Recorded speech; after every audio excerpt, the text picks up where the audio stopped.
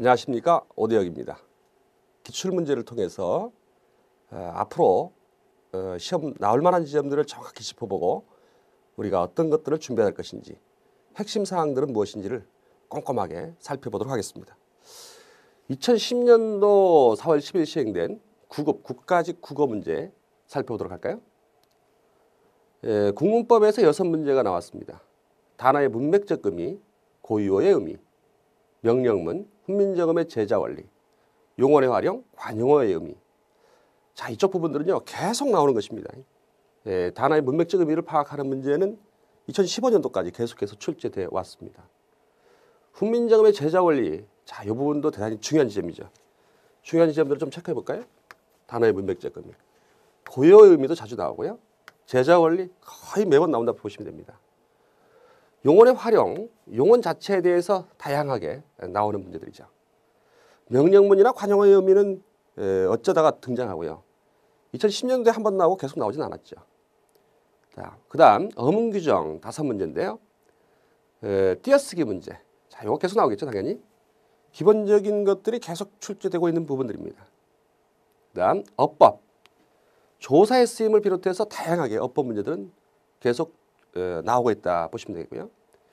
표준 발음법은 기본적인 사항들을 정확히 알고 있으면 푸는 문제들이 많이 나오죠. 그다음에 한글 맞춤법 이것도 많이 나오죠. 외래어 표기법, 국어의 로마자 표기법. 국가직의 경우는 이쪽 부분이 잘 나오질 않아요. 지방직이 있기 때문에 그래도 꼼꼼하게 정리해둬야겠죠. 그다음 속담과 한자, 한자어, 동의미어, 한자성어, 한자성어의 한자 표기까지. 한자 표기는 이때 한번 나오고요. 자주 등장은 하진 않았습니다.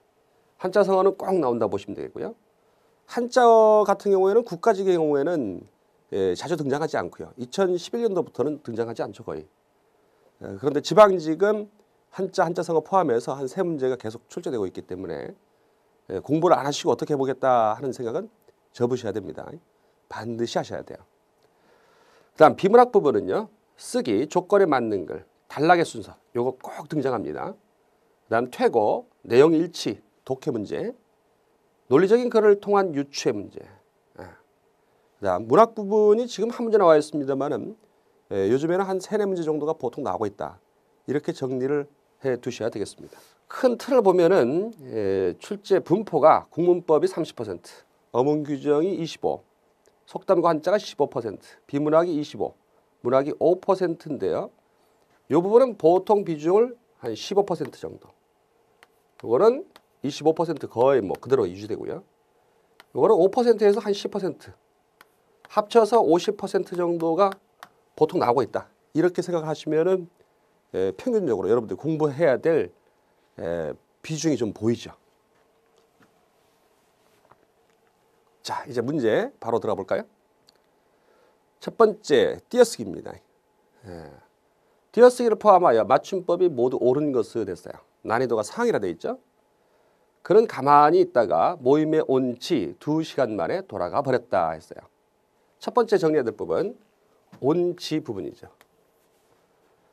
자, 온 지라고 할 때 지라고 하는 것이 무엇으로 쓰이는 경우, 의존명사로 쓰이는 경우는 시간, 기간으로 바꿔봅니다.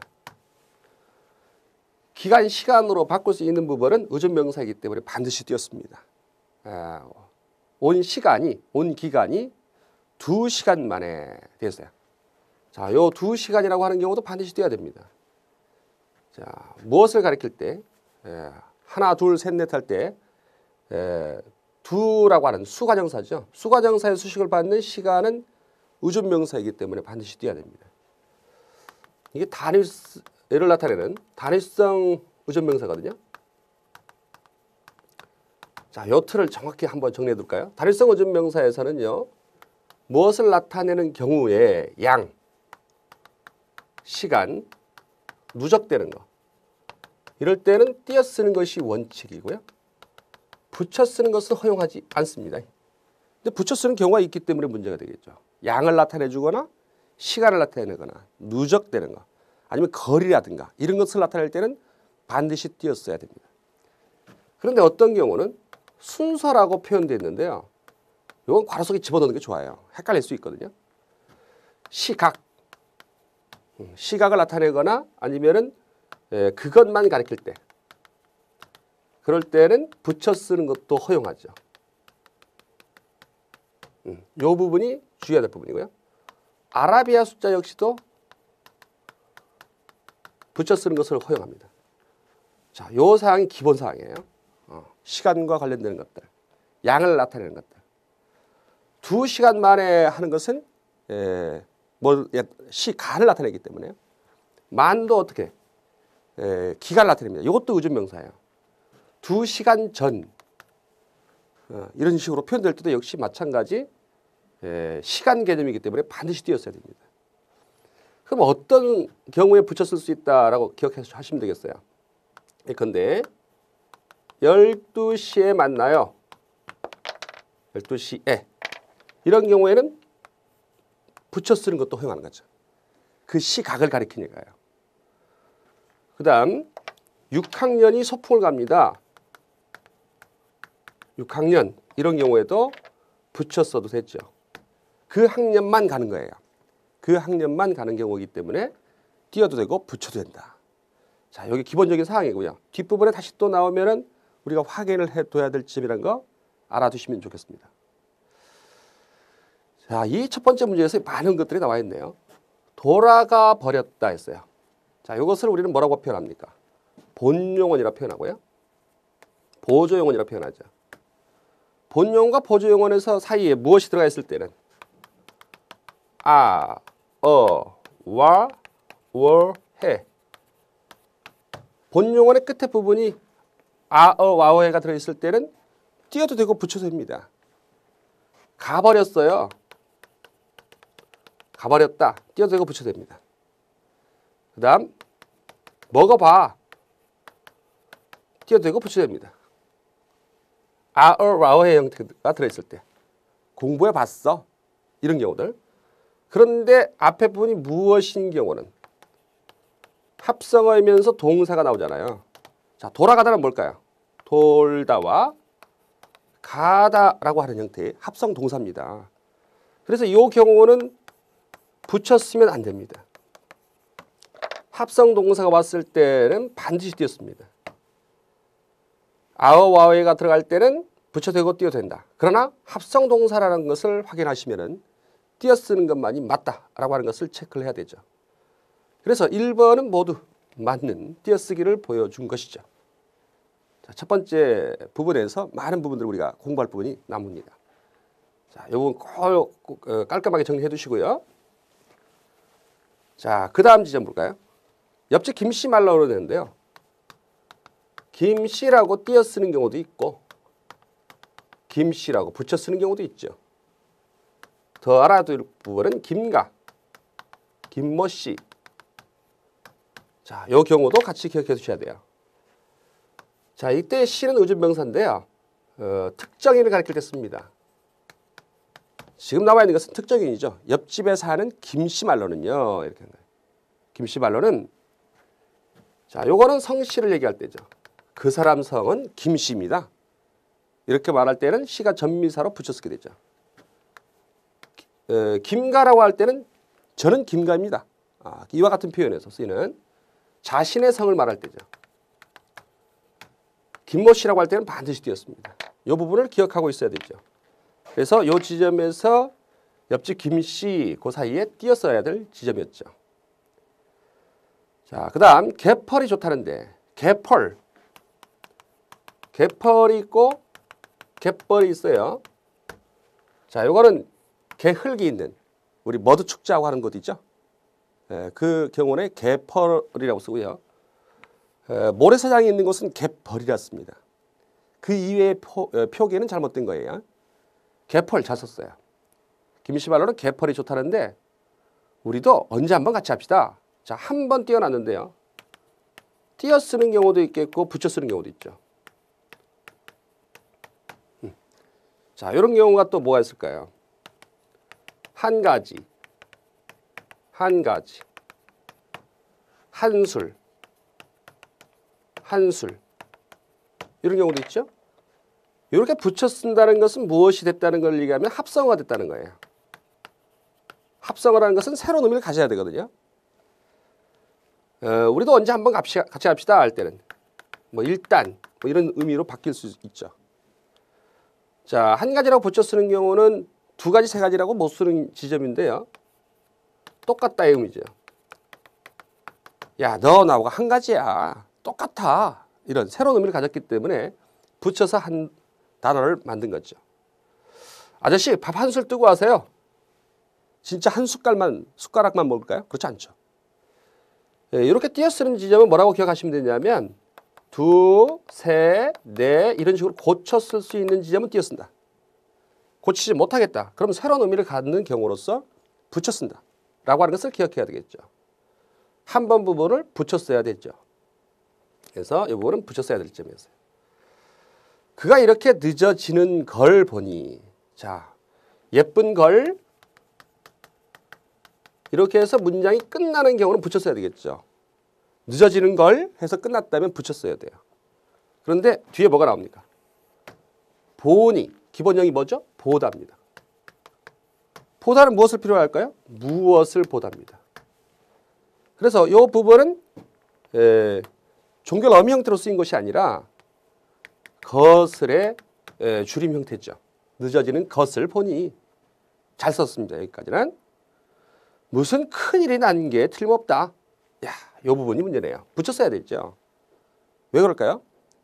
큰일이라는 게 실제 규모가 있는 어떤 커다랗다라고 하는 눈으로 보이는 어떤 그런 세계가 아니라 뭐 안 좋은 일이라든가 새로운 의미를 갖는 경우예요. 그래서 큰일이 났다라고 할 때 큰일은 붙여 써야 되겠죠. 그 다음 틀림없다. 이것도 붙여 써야죠. 맞고 틀림의 문제가 아니거든요. 확실하다의 뜻으로 바뀌었어요. 첫 번째 문제는요. 대단히 중요한 부분들을 많이 담고 있어요. 합성어를 합성어라 볼 것이냐, 구로 볼 것이냐. 합성어라고 하는 것은 기본적으로 뭐라고 생각하시면 돼요? 띄었던 걸 붙인 거예요. 붙였으면서 새로운 의미를 형성하는 경우죠. 그런 경우가 아니라면 어떻게 해야 되겠어요? 당연히 띄었어야 됩니다. 말 그대로 사용된 것이기 때문에. 그래서 틀림없다. 이거 새로운 의미가 있다. 어떤 의미일까? 큰일이 난 것이 확실하다. 이런 의미로 변화한 거죠. 맞고 틀리다의 의미에서 멀어진 거죠. 자, 그렇게 해서 3번은 큰일과 틀림없다 지점에서 문제를 일으켰네요. 다음 3번 볼까요? 하늘이 뚫린 것인지 몇 날, 며칠. 자, 이 정도는 여러분 다 알고 있는 거죠. 며칠. 소리대로 써야 됩니다. 몇 일이라는 경우는 있을 수가 없어요. 만일 몇 일의 경우였다면은 그 어원이 그랬다면 몇 일이라고 해야 되거든요. 몇 일. 니은 첨가되면서 며칠이라고 사람들이 발음하니까 어원을 명확히 알 수가 없다. 그렇다면 소리대로 적어버리자. 그래서 며칠이라고 쓰는 것을 나타내고 있습니다. 기다려도 비는 그치지 않았다. 자, 이거는 한글 맞춤법과 같이 포함되기 때문에 띄어쓰기를 포함해서 했기 때문에 4번도 틀린 부분이 나타납니다. 그래서 정답은 1번이 되고 있습니다. 자, 의존명사의 띄어쓰기라든가 합성어 부분들까지 포함해서 좀 고난도의 문제죠. 많이 섞여 있기 때문에 난도가 높습니다. 자, 그 다음은 난이도 중이라고 했는데요. 가 상황에 어울리는 글을 쓰려고 할 때 나 조건에 가장 잘 맞는 것을 고라 했습니다. 자, 이런 문제 풀 때는 어떻게 풀어야 될까? 모든 문제는 풀이 과정들이 있고 순서가 있어요.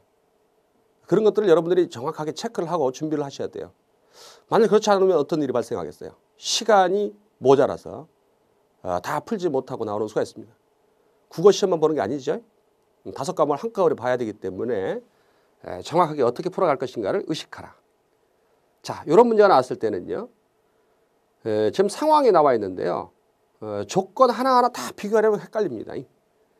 서로 다른 성격으로 인해 자주 다투는 두 학생을 대상으로 하여 충고의 말을 하려 한다. 내용은 삶과 관련하여 무엇을 조화의 가치, 조화의 가치에 대한 것으로 하고자 한다. 조화를 얘기해야 됩니다.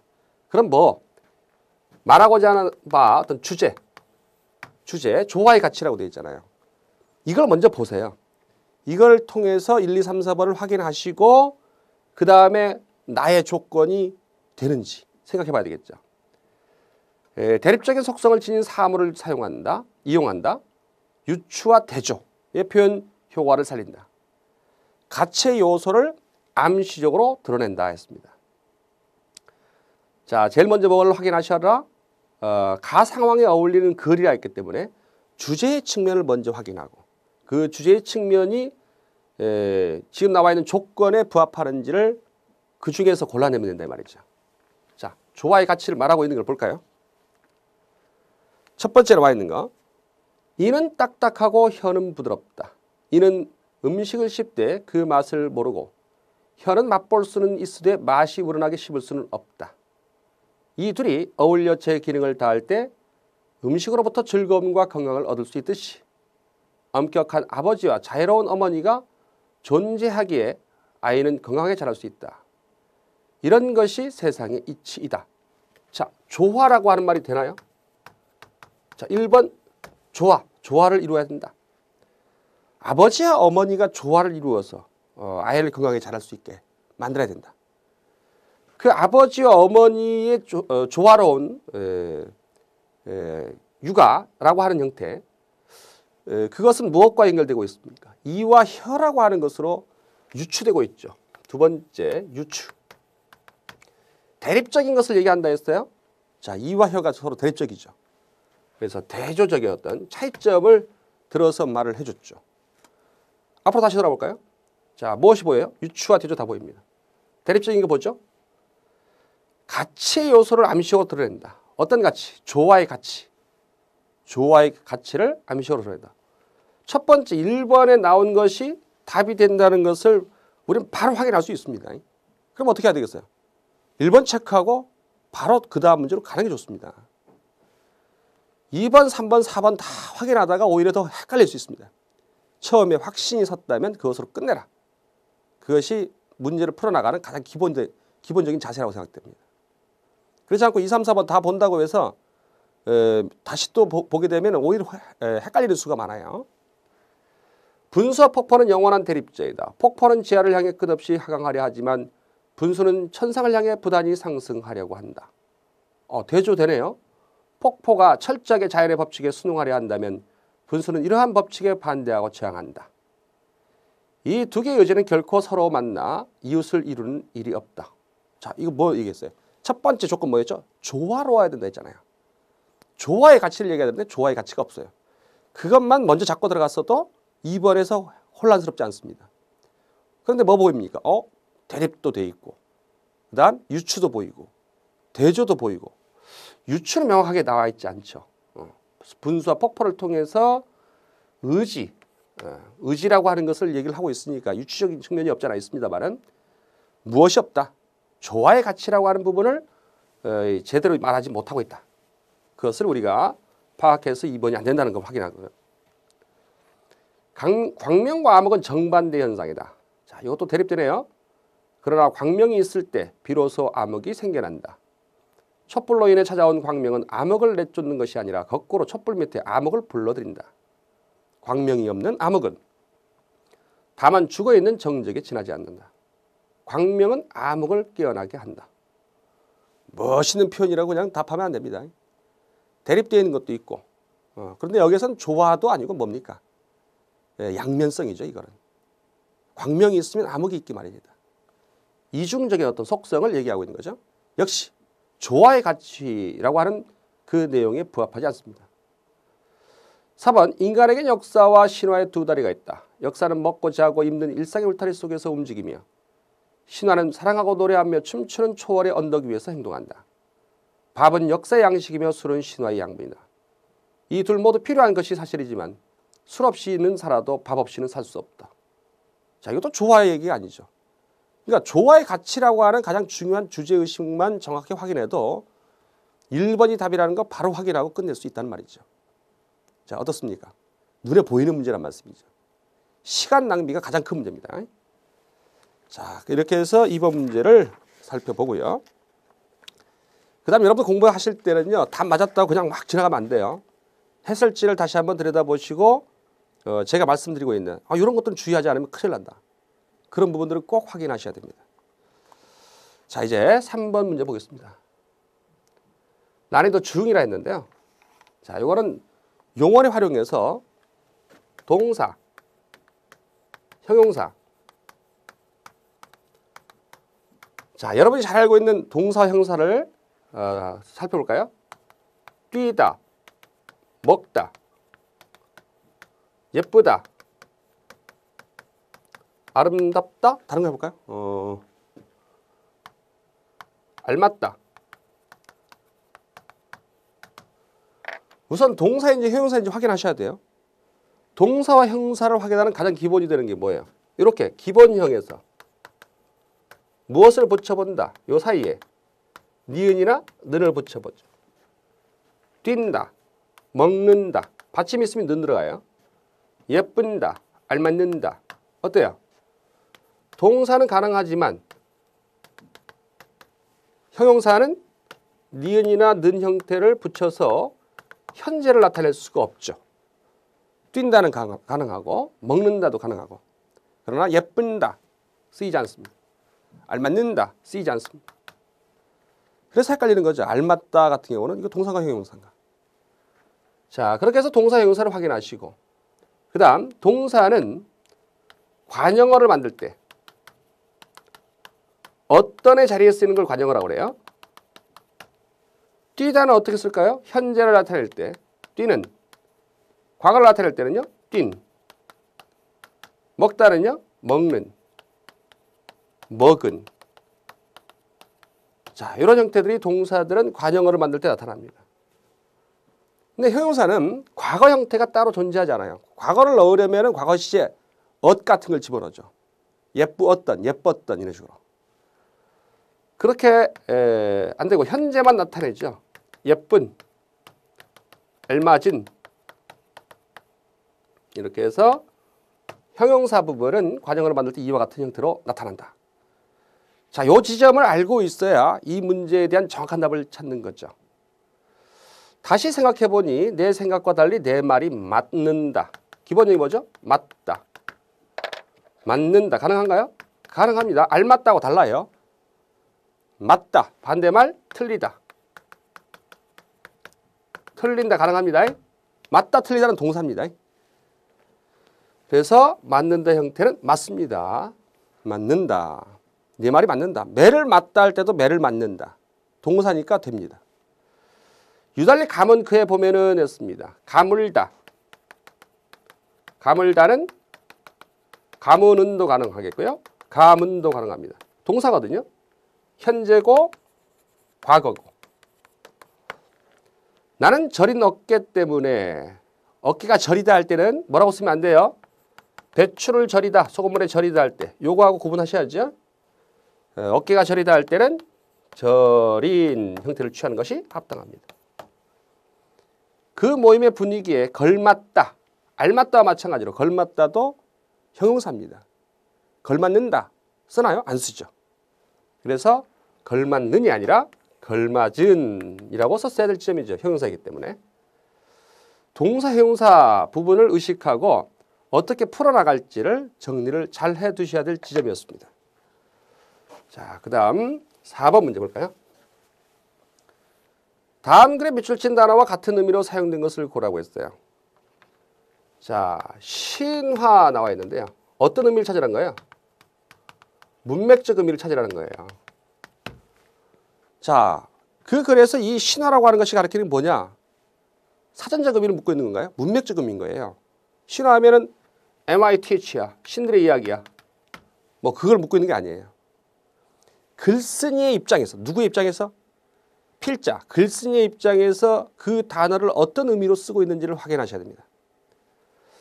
과학사를 살피면 과학이 가치 중립적이라는 신화는 무너지고 만다. 뒤에 보면 어떤 얘기가 나왔죠? 무너지고 만다 했습니다. 그럼 신화는 진실입니까? 거짓입니까? 거짓인 거죠. 누구의 입장에서? 필자의 입장에서 신화는 거짓된 것, 무너지고 마는 것, 그것을 가리키고 있는 것이로구나 판단하셔서 선택지에서 그런 의미를 찾아내야 되겠죠. 그 다음 보시면 기상천외한 그들의 행적은 하나의 신화로 남았다. 자, 이거는 부정적인 건가요? 그들의 행적을 얘기했는데 그렇게 부정적인 것만은 아닌 것 같고요. 고도 성장의 신화, 월드컵 4강 신화. 4번 보시면요. 미식 축구 선수 하인즈 워드의 인간 승리를 보면서 다니엘 민족이라는 신화가 얼마나 많은 혼혈 한국인들을 소외시켜 왔는지 절실히 깨달았다. 어때요? 부정적으로 사용되고 있는 신화라는 것을 확인해 볼 수 있죠? 정답은 몇 번? 4번입니다. 누구의 입장에서 봐야 된다는 것을 잊지 마라. 필자의 입장에서, 글쓴이의 입장에서 어떤 입장으로서 그 단어를 사용하고 있는지 문맥적 의미를 들여다보면 금방 답을 할 수 있는 문제다. 그 다음 5번. 다음 글의 전개 순서로 가장 자연스러운 것을 고라 했어요. 자, 요런 단락의 순서를 묻는 문제, 문장의 순서를 묻는 문제는 매번 출제되고 있는데 어떻게 풀어나갈 것이냐 하는 것을 우리가 봐야 되겠죠. 자, 가장 중요한 건 뭐예요? 제일 먼저 봐야 될 부분은 선택지를 먼저 보세요. 1, 2, 3, 4번을 먼저 보셔야 돼요. 1, 2, 3, 4번 먼저 보지 않고 기억, 니은, 디귿, 리을 순서, 가나다라 순서를 딱 정해놓고 나는 다 나가라가 순서야 라고 선택지 1, 2, 3, 4번 봤는데 없어. 그럼 다시 또 봐야 하잖아요. 그러니까 선택지 1, 2, 3, 4번에 나와 있는 그 순서를 쫓아가면서 답을 해야 되겠다는 생각을 먼저 가져라 라고 하는 말씀을 드려둡니다. 그게 제일 첫 번째 봐야 될 부분이고, 두 번째는요, 연쇄적으로 이어집니다. 나는 A가 좋다. A는 이래서 좋다. 그 다음 B, 이런 식으로 연결되는 거예요. 연쇄적으로 연결됩니다. 무엇이 연결됩니까? 첫 번째는 어휘를 연결하는 거죠. 어휘, 단어를 연결해요. 나는 철수가 좋다. 철수는 이래서 어떠하다. 어떠하다라고 하는 것은 어떠하다 이런 식으로 꼬리에 꼬리를 물고 이어지는 거란 말이죠.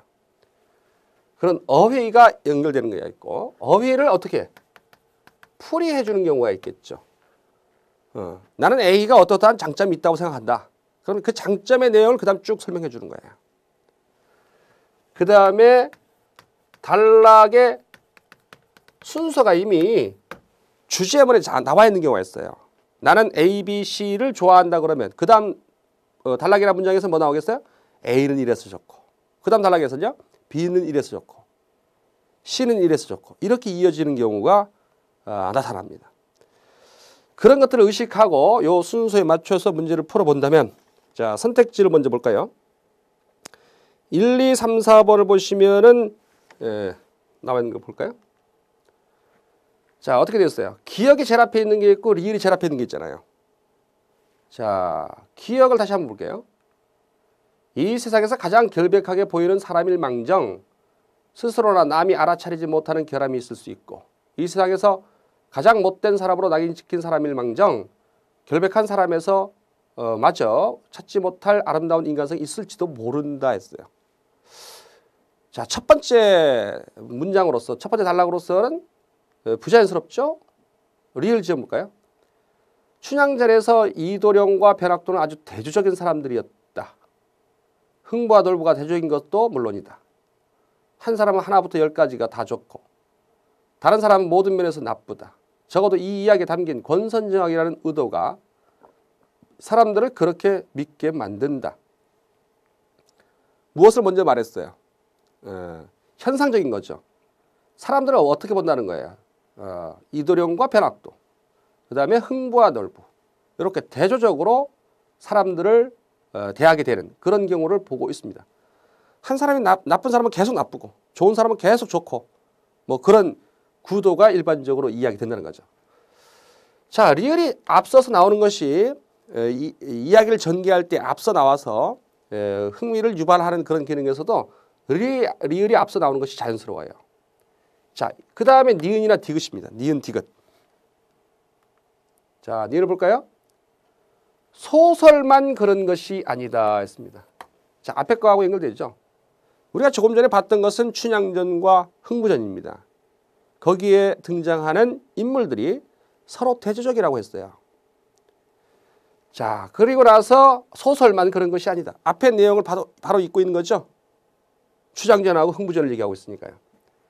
우리의 의식 속에는 은연중 이처럼 모든 사람을 좋은 사람, 나쁜 사람, 앞에서 봤던 거, 두 갈래로 나누는 버릇이 도사리고 있다. 우리의 의식도 그렇다. 그래서인지 흔히 사건을 다루는 신문 보도에는 모든 사람이 경찰 아니면 도둑놈인 것으로 단정한다. 죄를 저지른 사람에 관한 보도를 보면 마치 그 사람이 죄의 화신이고 그 사람의 이력이 죄만으로 점철되었고 그 사람의 인격에 바른 사람으로서의 흔적이 하나도 없는 것으로 착각하게 된다 했습니다. 자, 무엇 다음에 리을 다음에 니은이 바로 이어지는 것이 합당하다 판단되면 바로 2번 체크하고 끝내버려야 돼요. 바로 2번 체크하고 끝내시면 좋아요. 자, 그 다음 디귿으로 된 걸 볼까요? 이처럼 우리는 부분만을 보고 또 앞에 이처럼 받아놨죠. 앞에 내용을 받으니까 이처럼 우리는 부분만을 보고 또 그것도 흔히 잘못 보고 전체를 판단한다. 앞에 내용과 바로 연쇄적으로 이어진다는 걸 알 수 있겠죠? 그 다음에 마지막으로 기억으로 들어가서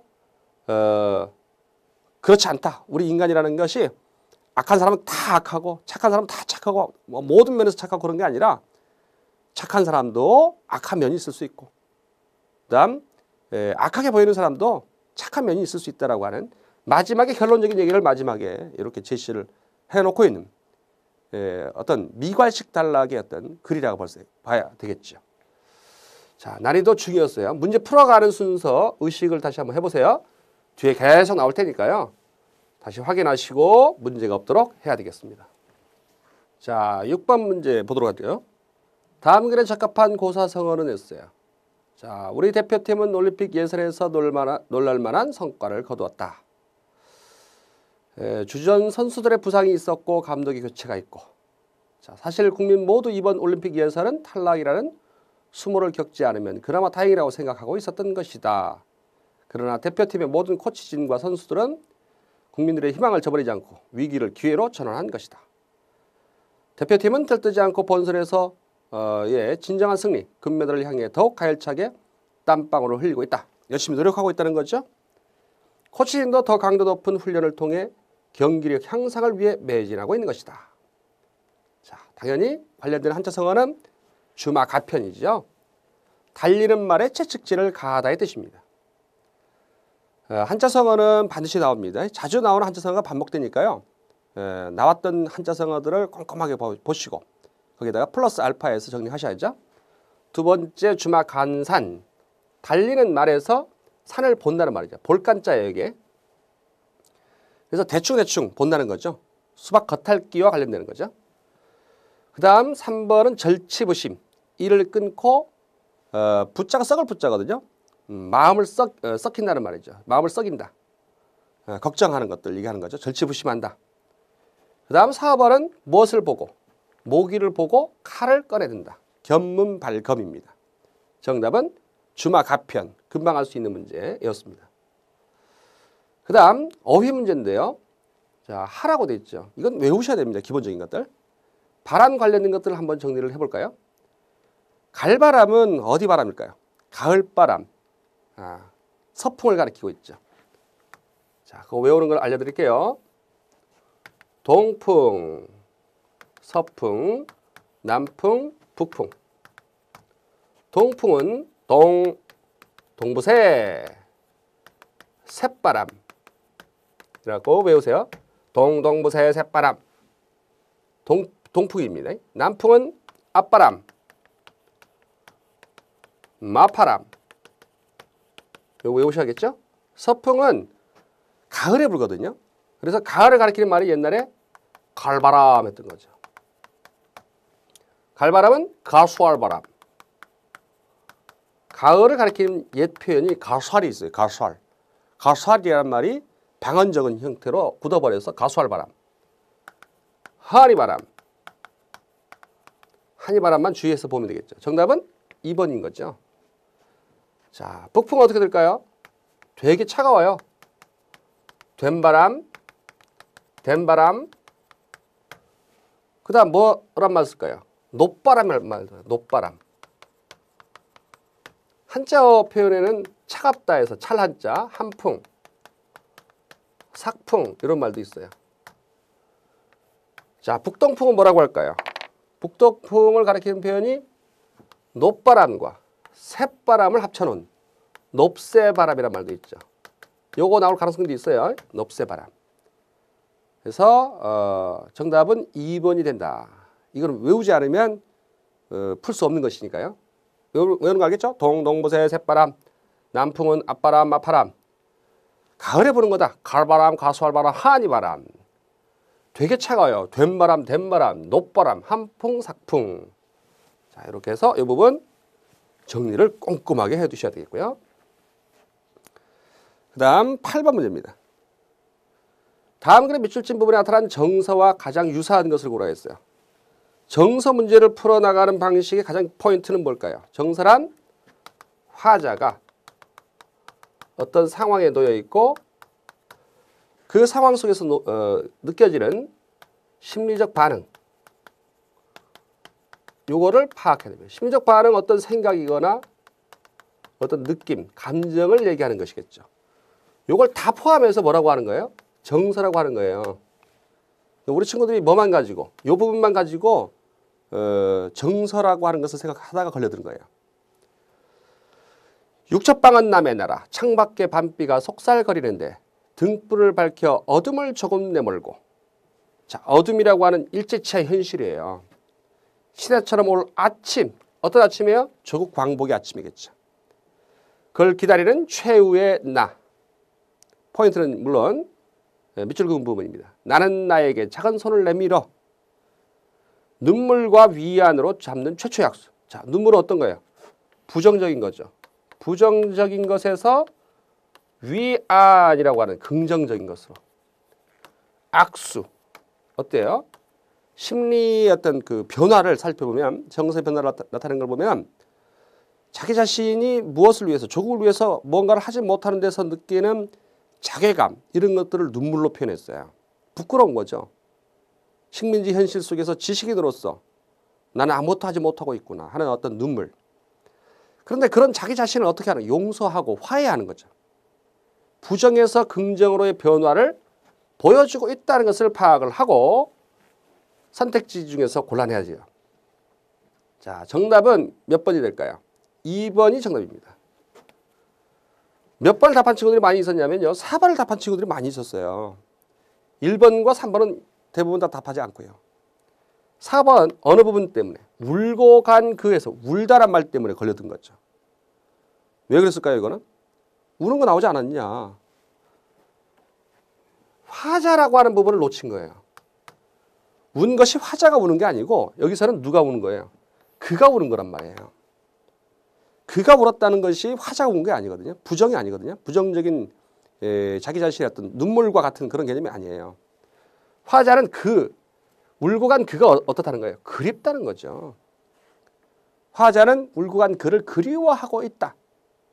이게 바로 정서입니다. 이거는. 2번이 정답이 되는 이유는 뭘까요? 나의 사랑. 내가 누군가를 사랑해요. 그런데 그것은 무엇을 만들어내요? 결별을 만들어내요. 이별을 만들어내요.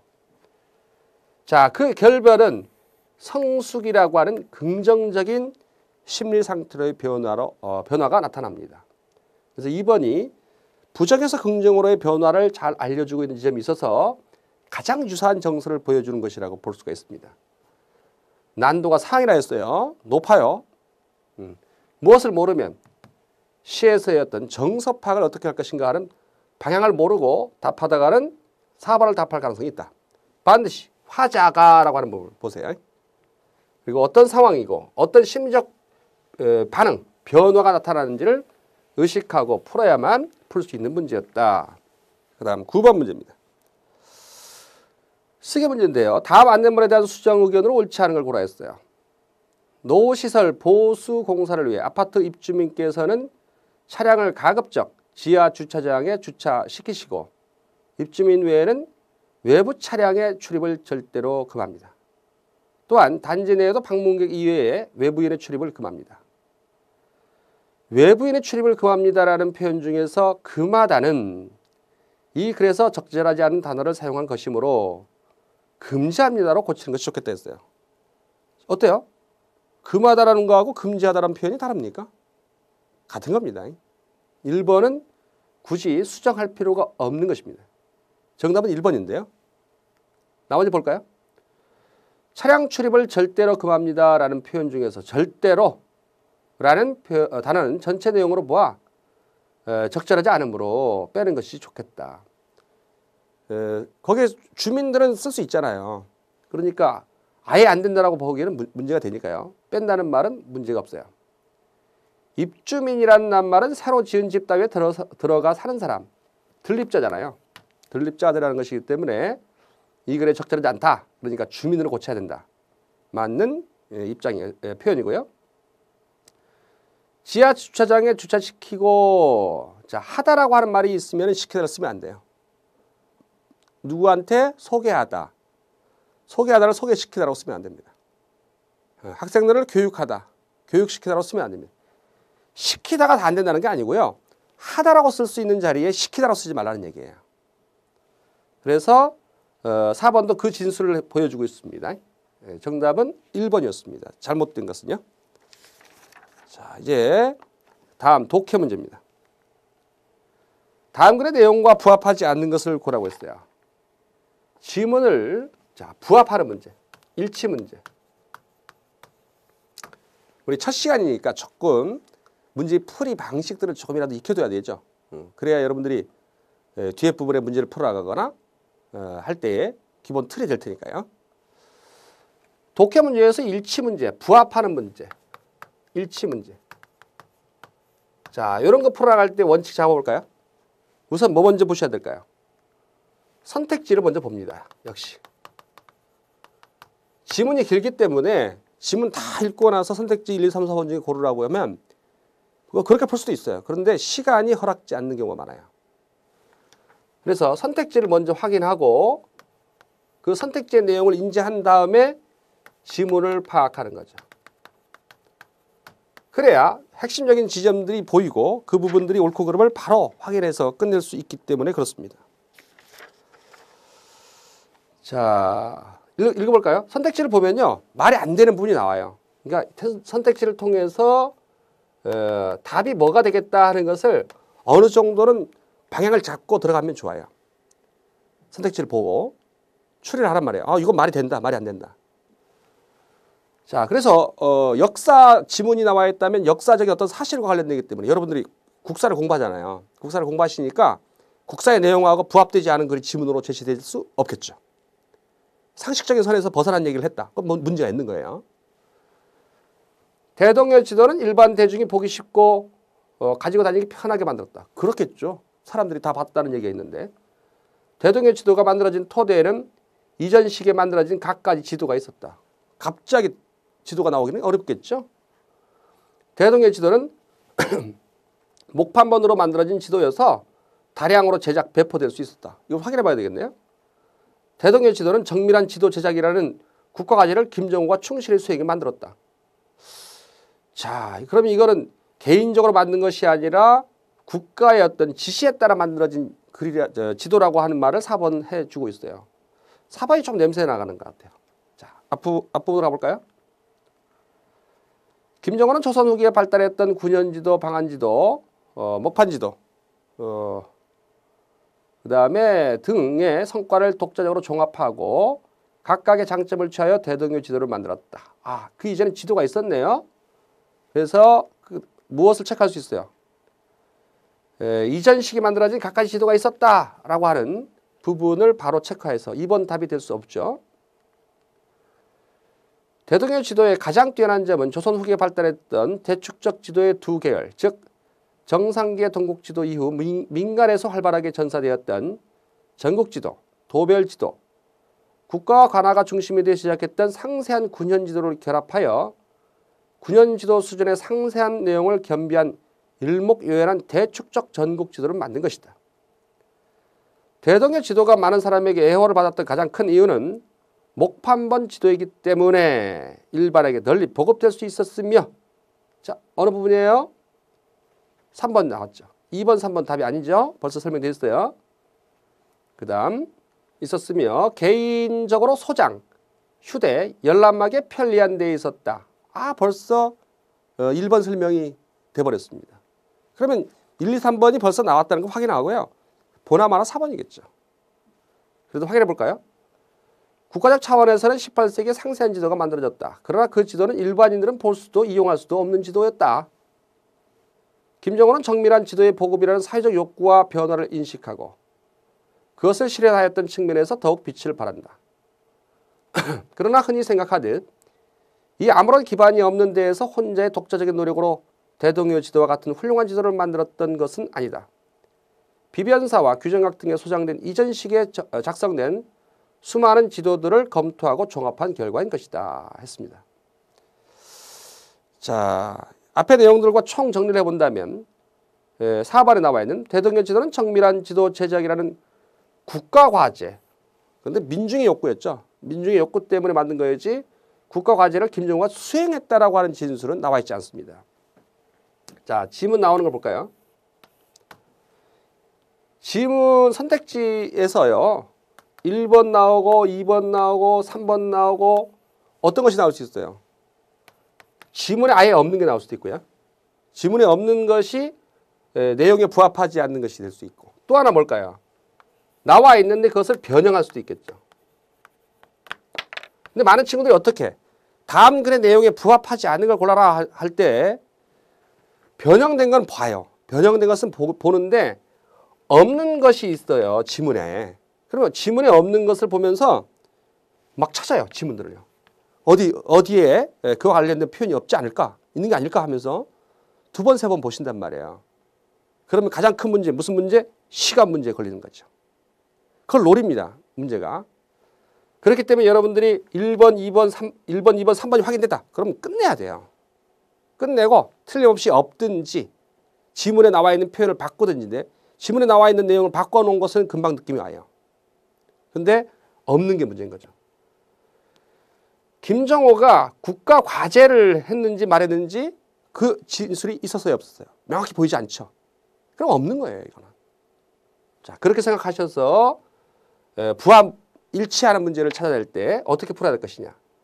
기본 틀을 잡으시고 그 원칙을 정확한 시뮬레이션을 하셔야 됩니다. 그래야 문제를 풀어낼 수 있다. 자, 그 다음 난이도 중의 문제라 했는데요. 자, 포인트가 이거죠.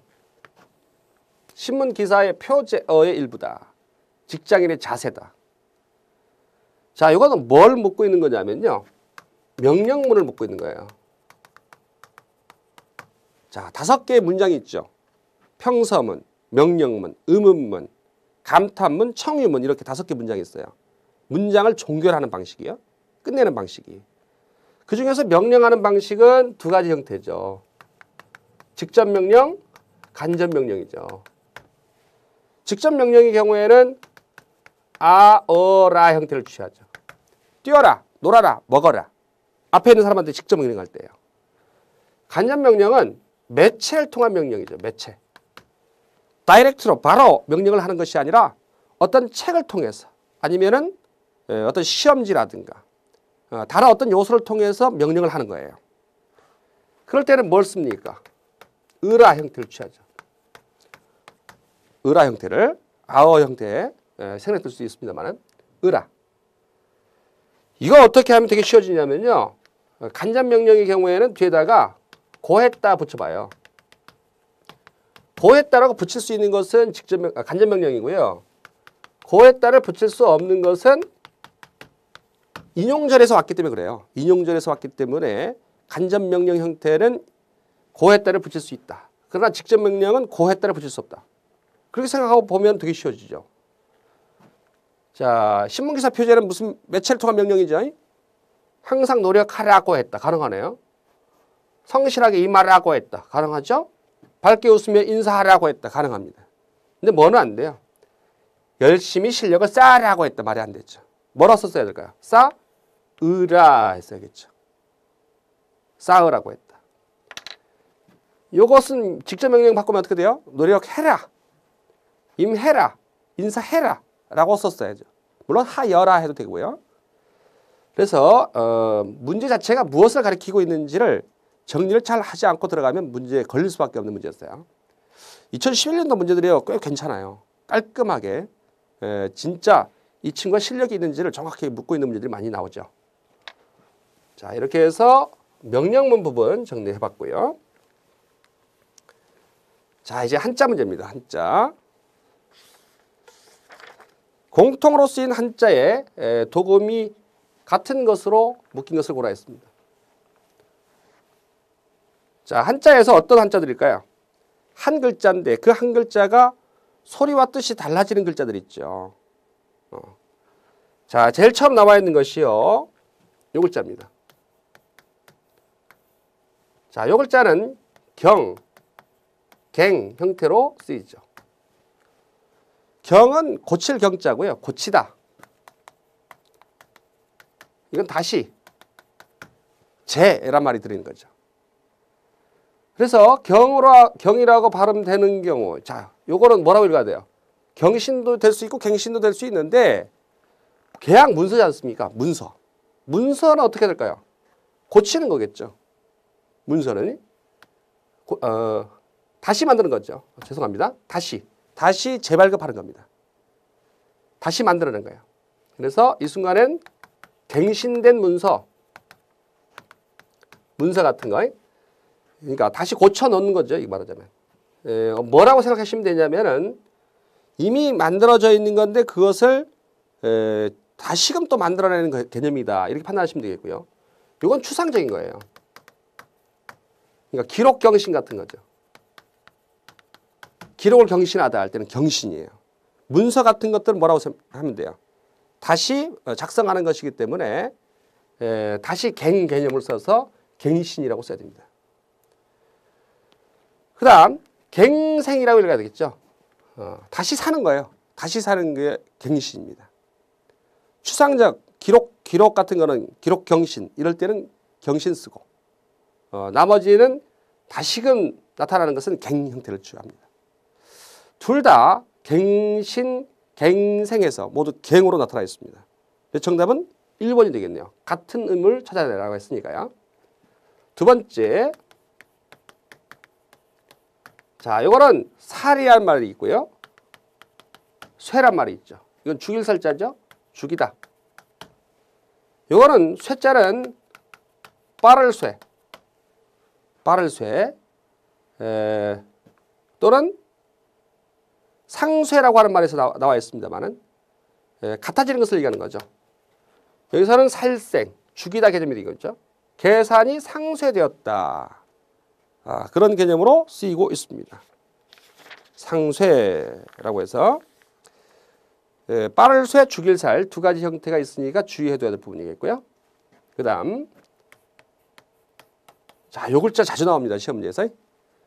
자, 요거는 안일, 부, 안일, 비. 둘 중에 하나인 거죠. 그 안건은 뭐라고 할까요? 비결일까요? 부결이겠죠. 그 노예는 비색한 말년을 보내고 있다. 색자가 막힐 색자입니다. 막힐 색. 그래서 부와 비로 나눠져 있습니다. 그 다음 4번에 나와 있는 것은 어디에서부터 비롯되냐면 돌석에서부터 비슷한 말이 나오죠. 석, 척. 초성은 바뀌어도요. 중성, 종성은 잘 안 바뀌어요. 한자들이. 그래서 돌석자에서 척을 연상하시고요. 자, 요거는 처음에 나와 있는 것은 개척이죠. 개척이라고 되어 있어 주울 척자입니다. 줍다. 그 다음 탁으로 되어 있죠. 탁번이죠. 밀칠탁입니다. 탁번. 답사의 목적은 비문을 탁번하는 것이다 해서 지금 12번 문제는요. 한자 공부할 때 가장 기본이 되는 시험 문제 자주 등장하는 것 중에 요 동네가 자주 등장해요. 동자, 이음, 이의 같은 글자인데 소리와 뜻이 달라지는 것다. 여러분이 갖고 있는 기본서에 대부분 다 들어있어요. 요 부분들 나왔던 것들이 자주 등장하니까 헷갈리는 부분이니까 문제를 내는 거죠. 그 부분을 다시 한번 들어가세요. 이쪽 부분 정리 안 되신 분들은. 자, 그렇게 해서 12번 문제 정리합니다. 13번 난이도 합니다. 표기와 발음이 어문 규정상 옳지 않은 것을 구라했어요. 우덧, 위딘몸인가요? 자, 무엇을 만들 때? 합성어나 파생어를 만들 때 뒷부분이 무엇으로 시작되고 있으면 이, 야, 여, 요, 유로 시작되고 있으면 니은이 첨가된다라고 하는 표준 발음법의 규정을 떠올려야 되겠죠. 위 플러스 잇몸인데요. 위 플러스 잇몸이에요. 뒤에 부분이 이로 시작되어 있어요. 그러면 니은 첨가돼야 되겠죠. 그래서 니가 돼야 돼요. 그 다음 어떤 발음이 날까요? 윗잇몸 이렇게 발음 나겠죠. 윗, 잇몸 이렇게 발음 납니다. 윗잇몸이 아니라요. 윗잇몸. 이걸 뭐라고 봐도 상관없어요. 윗 플러스 잇몸이라 본다 하더라도 뭐라고 생각할 수 있어요. 니은 첨가돼야 돼요. 그래서 윗, 잇몸. 디귿과 니은이 만나면 어떤 발음이 날까요? 니은, 니은이에요. 윗잇몸. 이렇게 해서 윗잇몸은 틀렸구나라고 하는 것을 니은 첨가되는 것이 나타나야 된다. 이 부분을 기억하고 있다면 13번에 2번 금방 체크할 수 있는 문제였습니다. 그 다음 윗변. 된소리 되기가 벌어지죠. 웃던.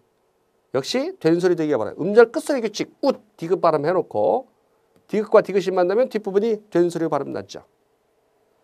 여기서 하나만 더 체크해 둘까요? 웃돈의 웃. 우도의 웃. 자, 웃 부분들은 뭐로 처리합니까? 접사로 처리합니다. 잊지 마세요. 윗 같은 경우는 위아래 개념이니까요. 하나의 어근으로 처리합니다. 윗잇몸은 합성어, 윗변도 합성어인데 우도시나 웃돌은 파생어다라고 하는 거 기억해 두시고. 그 다음 우도은 뭘 뜻하고 있어요?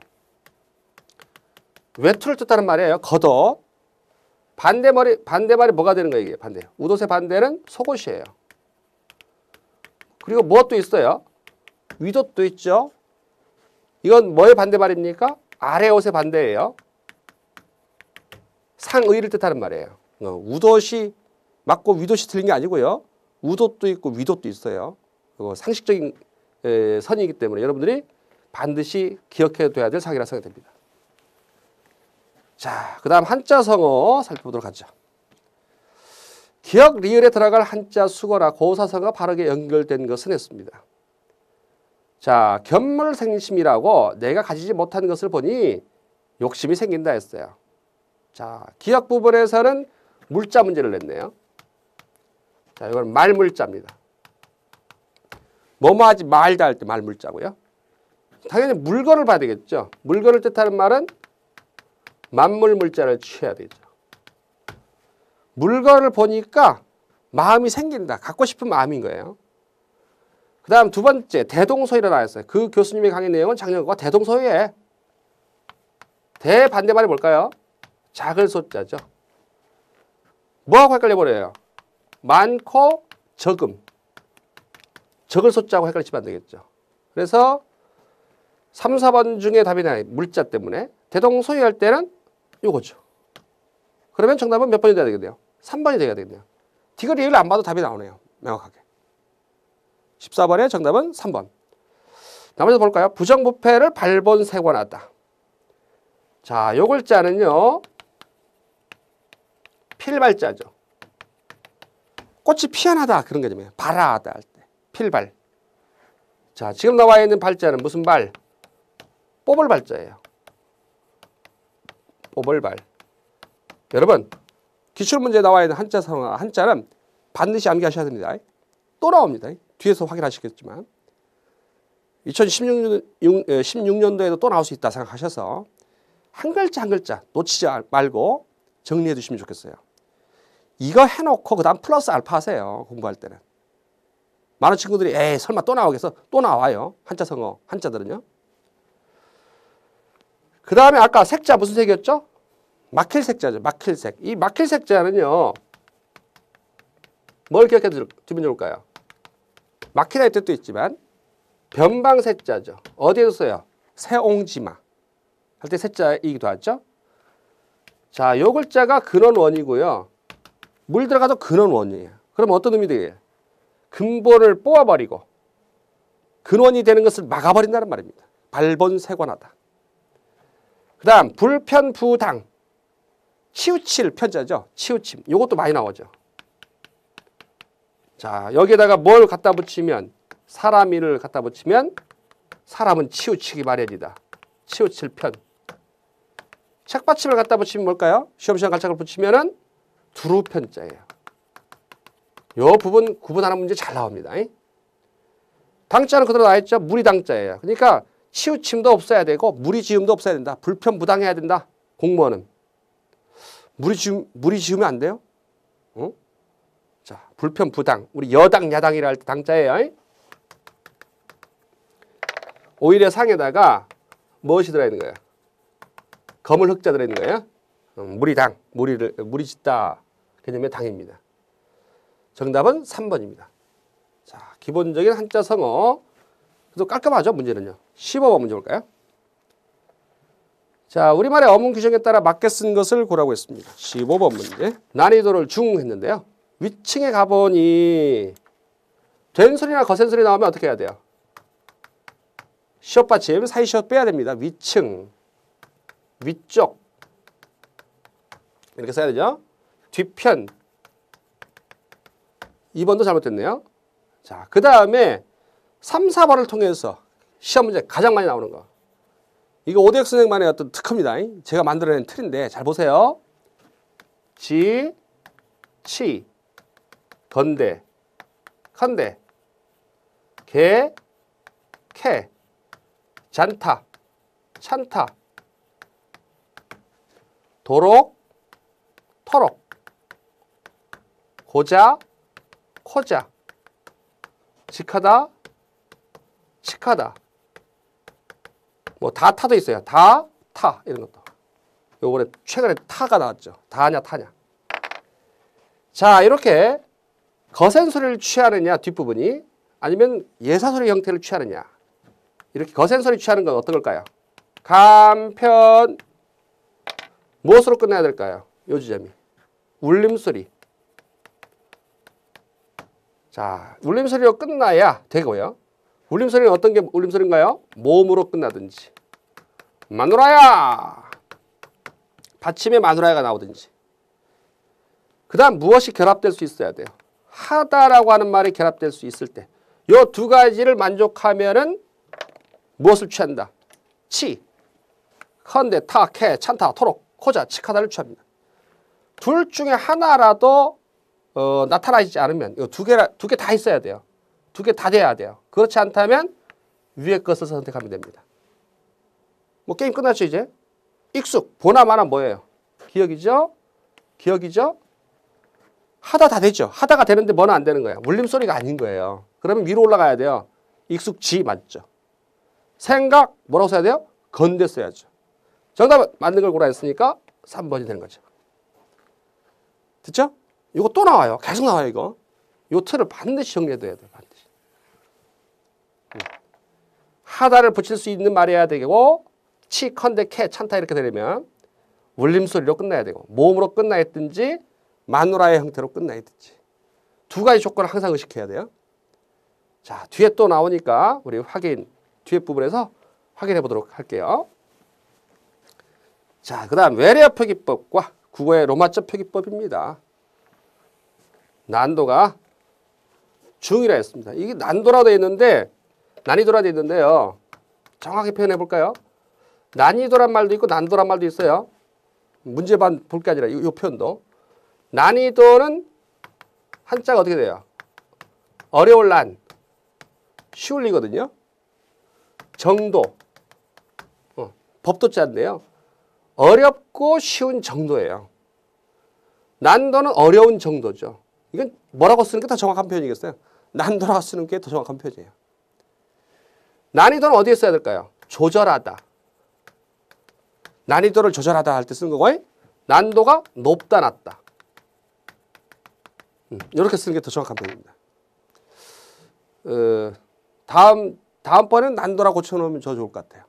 어쨌든 보통 난이도라고 나오니까 나와 있습니다만은 난도와 난이도의 쓰임도 기억하세요. 자, 그 다음 가스라고 나와 있어요. 가스 쓰면 안 되죠. 전주 제대로 썼나요? 자, 모음 중에서 우라고 하는 것은 뭐로 써야 돼요? 유로 써야죠. 그래서 전조가 아니라 전주. 센터 아니에요. 센터죠. 서산. 자, 어 형태는 뭐로 써야 돼요? 2호 써야죠. 2호 썼고요. 정확히 썼네요. 정답은 2번 되겠네요. F 발음은 피읍 들어가요. 피읍이나 푸 형태나 이렇게 나오죠. 당연히 프라이팬 써서요. 프라이팬. 원주. 원주는 워라고 하는 형태. W, O로 씁니다. 정확하게 썼네요. 대문자죠 또. 대문자, 첫 글자가 대문자예요. 점퍼는 뭐라고 써도 됩니까? 잠바라고 써도 됩니다. 잠바, 점퍼. 관용적인 것을 인정해 주는 거예요. 비슷한 게 뭐 있을까요? 셔츠, 샤스. 다 됩니다. 점퍼 맞네요. 청계천 볼까요? 아, 이게 청이 아니었네요. 어는 2호죠? CHEO라고 썼어야죠. EO, NG. 개천. 이거 틀렸네요. 이 부분도 2호를 썼어요.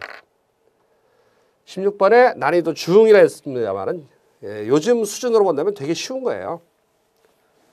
자, 그 다음 훈민정음에 대한 얘기를 하고 있습니다. 자, 이것도 쉬운 문제가 아니죠. 자, 이번 정리 다 하셨어요? 계속 나오고 있는 점인데. 초성자는 훈민정음 해례본의 설명에 따르면 발음기관의 모양을 본떠 만들었다 했습니다. 발음기관이 어떤 거? 아, 설, 순, 시, 후. 아, 설, 순, 치, 후요. 어금니 소리죠. 어금니 소리, 혀소리, 입술 소리, 입소리, 목 구멍 소리거든요. 현대 국어 표현을 빌자면. 기역, 니은, 미음, 시옷, 이응 만들죠. 기역은 뭐의 모양이에요? 혀의 모양. 혀, 이건 뭐죠? 이것도 혀예요. 이건 입의 모양. 입술 아니에요. 입술 순자인데 입의 모양이에요. 이의 모양. 이건 목구멍의 모양을 본떠 만들었죠. 이게 발성기관이죠. 그것의 모양을 본떠 만들었다. 살짝 그림 그려볼까요? 기억은 어떻게 만들어낸 거예요? 발음이 뭐야? 라고 할 때 기억 모양이라는 거죠. 혀의 모양을 본떴다. 니은 해봐요. 이 부분이죠? 니은 모양.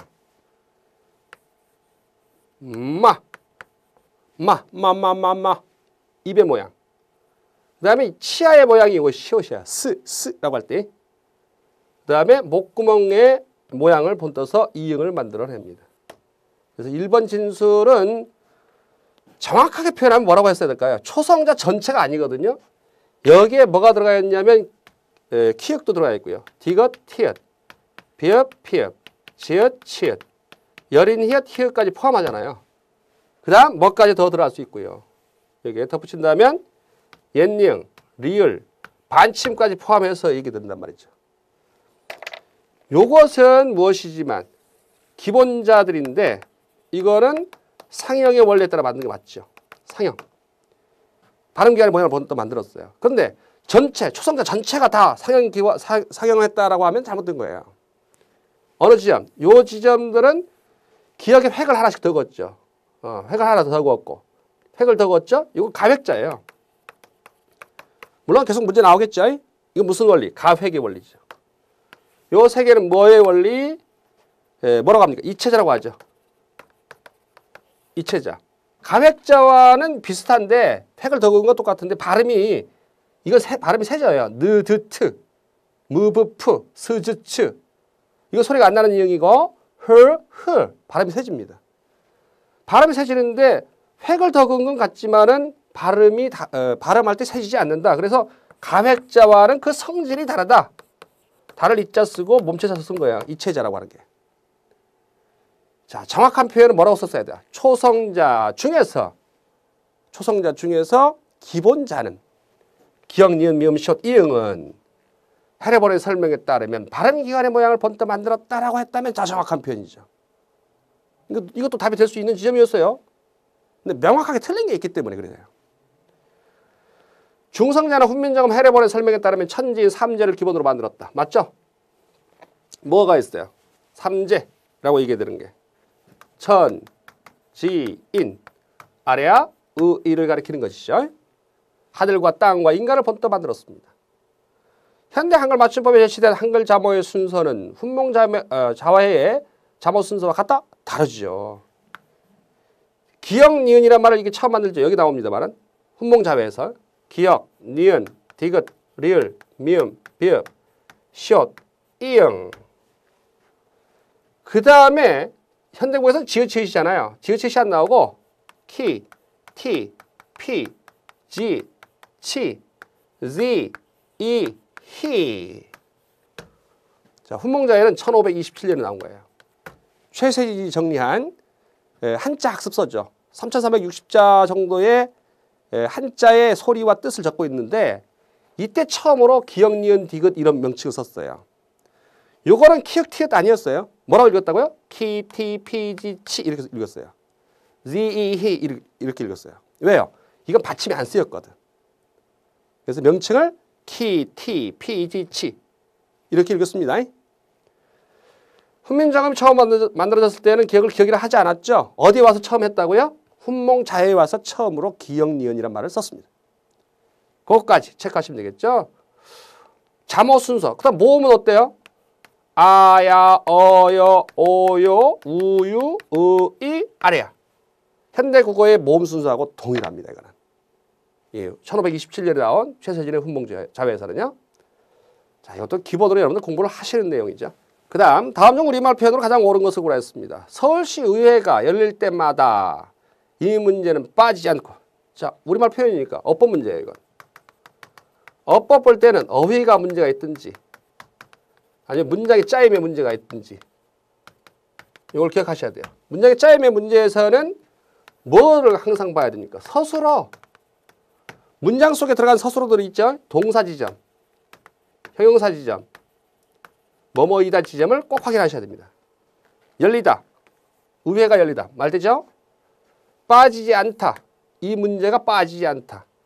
거론되다. 거론되어 왔다. 이 문제가 거론되어 왔다. 문제 없습니다. 호응이 자연스러워요.